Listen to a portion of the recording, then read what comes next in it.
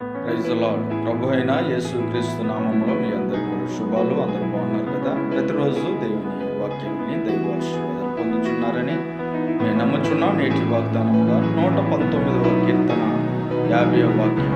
ఈ వాక్యము నన్ను బ్రతికించుచున్నది, నా బాధలలో ఇదే నాకు నెమ్మది కలిగించుచున్నది. దేవునికి స్తోత్రం. చూడండి, బాధలు చాలామందికి వస్తూ ఉంటాయి.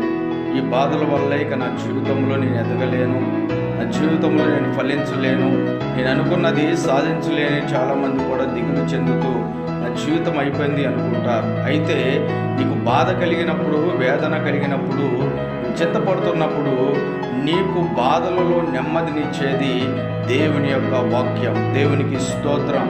యేసు వైపు మనం చూసినప్పుడు, దేవుని యొక్క మాటను మన హృదయంలో ఉంచుకున్నప్పుడు ఆ వాక్యము మనల్ని ఏం చేస్తుందంటే బాధల్లోనూ వ్యాధిలోనూ అది మనకు నెమ్మది కలగజేస్తుందంటే వాక్యము ప్రభు మనతో మాట్లాడుచున్నాడు. కాబట్టి ఎలాంటి పరిస్థితిలో ఉన్నప్పుడు కూడా దేవుని యొక్క వాక్యము వినడానికి, దేవుని యొక్క వాక్యము చదవడానికి నువ్వు పరిగెత్తినప్పుడు ఈ బాధలు ఎలాంటివైనప్పుడు కూడా ఆ బాధల్లో దేవునికి నెమ్మది ఇవ్వడానికి ఉదయకాలంలో ప్రభు మనతో మాట్లాడుచున్నాడు. కాబట్టి ఉదయకాలంలో ఈ మాటలు వింటున్న నీవు అనేకులు కూడా తెలియజేసి దైవ ఆశీర్వాదాలు పొందుకోవాల్సిందిగా ప్రభు పేరట మీ అందరికీ కూడా మనం చేస్తూ ఉన్నాం. Praise the lord. హల్లెలూయా.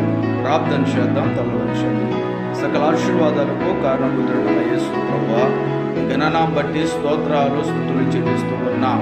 ఇదిగో ప్రభా, బాధ కలిగింది, వేదన కలిగింది, దిగులు కలుగుతుంది.